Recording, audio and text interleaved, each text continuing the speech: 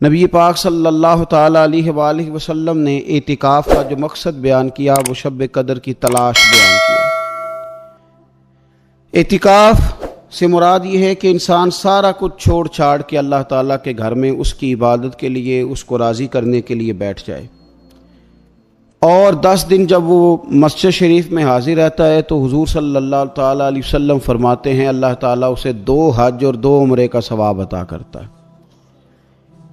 اعتکاف کے اندر کچھ باتیں بڑی ضروری ہوتی ہیں، جیسا کہ انسان کو بلا ضرورت طبی مسجد سے باہر نہیں آنا، اس کو کوئی فضول بات نہیں کرنی، اس کو کوئی ایسا کام نہیں کرنا کہ جو شریعت اسلامیہ جس سے منع کرتی ہو۔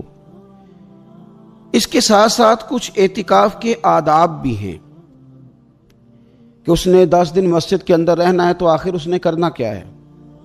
ہمارے ہاں لوگ مسائل پوچھ لیتے ہیں اور مسائل پوچھنے کے بعد پھر ان کی گنجائش سے بہت زیادہ فائدہ اٹھاتے ہیں۔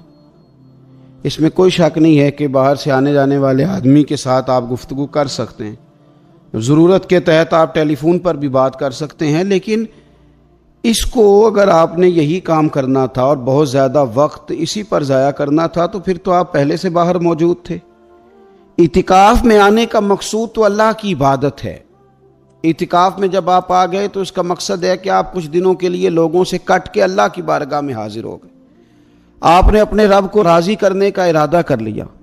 تو اعتکاف میں ایک تو شوق سے آئیں۔ ہمارے علماء نے لکھا ہے کہ زندگی میں ایک بار تو اعتکاف کاری لینا چاہیے، اس پر توجہ ہو ہی جانی چاہیے۔ وقت ملنا تو زندگی میں پراپر طریقے سے تو بڑا مشکل ہوتا ہے، لیکن وقت نکال کے اعتکاف میں ایک دفعہ تو زندگی میں آ ہی جانا چاہیے، اور کسی کو ہر سال موقع مل جائے تو پھر تو کیا ہی بات۔ تو اعتکاف کے اندر جو کام ہم نے کرنے ان میں سب سے زیادہ اور سب سے پیارا کام یہ ہے کہ کثرت کے ساتھ قرآن پاک کی تلاوت کریں۔ نبی پاک صلی اللہ تعالیٰ علیہ وآلہ وسلم رمضان المبارک میں قرآن پاک کا دور فرماتے تھے حضرت جبریل امین علیہ السلام کے ساتھ، اور جس سال حضور کا وصال ظاہری ہوا اس سال حضور فرماتے ہیں 2 مرتبہ قرآن پاک کا دور کیا۔ 2 دفعہ حضور نے حضرت جبریل امین کو قرآن شریف سنایا اور 2 دفعہ انہوں نے نبی پاک صلی اللہ علیہ وسلم کو سنایا۔ تو بہت کثرت کے ساتھ قرآن پاک کی تلاوت کی جائے۔ ایک پہلو اور بھی ہے اس کا، اس پر بھی آپ توجہ کریں گے۔ قرآن مجید کو پڑھنا بھی ضروری ہوتا ہے، اور صحیح پڑھنا سب سے زیادہ ضروری ہوتا ہے۔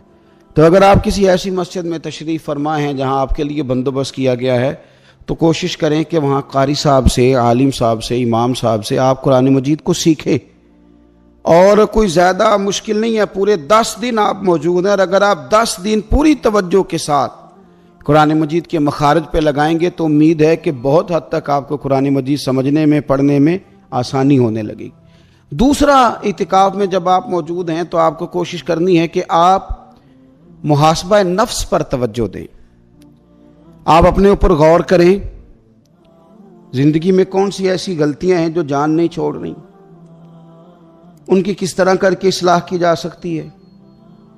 کون سے ایسے کام ہیں جو میں کرتا ہوں تو اس غلطی میں زیادہ مبتلا ہو جاتا ہوں، اور کون سی ایسے کام ہیں، کون سی ایسی جگہ ہیں جہاں میں جاتا ہوں تو میرا ان غلطیوں سے نکلنے میں مجھے وہ جگہیں اور وہ کام مددگار ہوتے ہیں۔ تو اپنے محاسبہ نفس پر توجہ دی جائے۔ اعتکاف کے 10 دنوں میں موقع ملتا ہے انسان کو اپنے لیے سوچنے کا۔ حضرت مجدد الفسانی شیخ احمد فاروق سرہندی رحمۃ اللہ تعالی علیہ سے کسی نے پوچھا تھا کہ دنیا میں خوش نصیب شخص کون ہوتا ہے، تو فرمایا جسے دید قصور حاصل ہوتی ہے۔ حضور دید قصور کیا ہوتا ہے؟ فرمایا جسے اپنی غلطیاں نظر آنی شروع ہو جائیں۔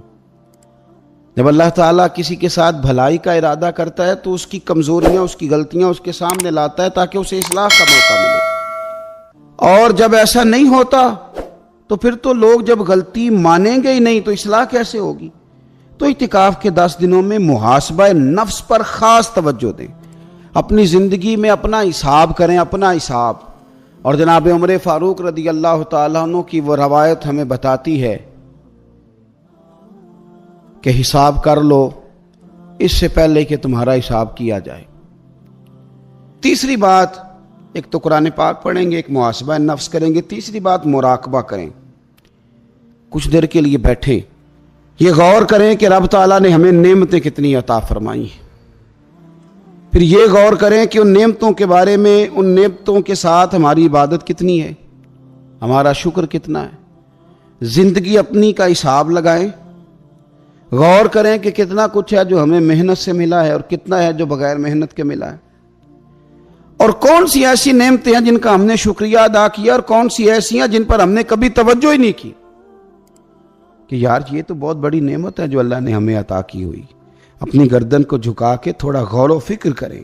تفکر کا درس دیا ہے قرآن پاک نے، بار بار کہا ہے تفکر کرو، غور کرو، تدبر کرو، تو یہ ہمیں موقع میسر آتا ہے۔ چوتھی بات، اعتکاف کے دنوں میں اپنے رب کریم کے ساتھ اپنی توجہ کو لگائیں۔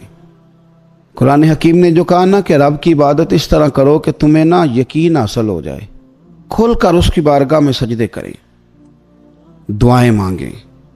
ہمارے صوفیہ فرماتے ہیں کہ ایک وقت آتا ہے کہ انسان کو خود اطمینان قلبی نصیب ہو جاتا ہے، اسے محسوس ہوتا ہے کہ واقعی میرا رب مجھ سے راضی ہے، اسے محسوس ہونے لگتا ہے کہ میں اپنے مالک کے قریب چلا گیا ہوں۔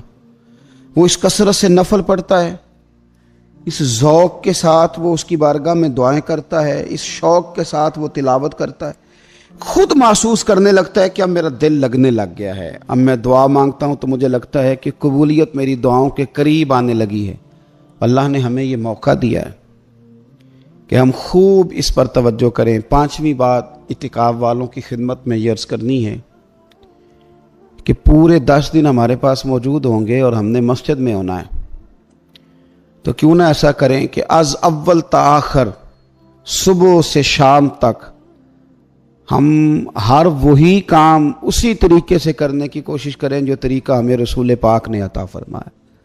ہمارا کھانا پینا، سونا، جاگنا، بولنا حضور کی اتباع میں لے آئیں۔ ہم ان 10 دنوں میں ہم پریکٹس کریں کہ ہم نے سنت کے مطابق، حضور کے طریقے کے مطابق سارے کام کرنے۔ آپ اگر یہ ارادہ کریں گے تو پتہ ہے مدینے والے محبوب علیہ السلام نے فرمایا جس نے میری ایک سنت کو زندہ کیا گئے گزرے دور میں رب اسے 100 شہیدوں کا ثواب عطا فرمائے گا۔ تو اتنا اعزاز ہے۔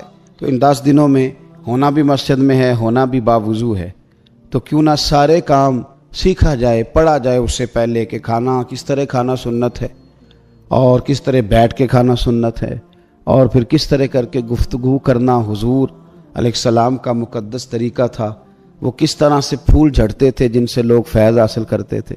تو اعتکاف میں اپنی مصروفیات کو ان 5 کاموں میں لگائیں۔ ایک تو تلاوت قرآن حکیم کریں، دوسرا محاسبہ نفس، تیسرا مراقبہ کریں، تدبر کریں، غور کریں۔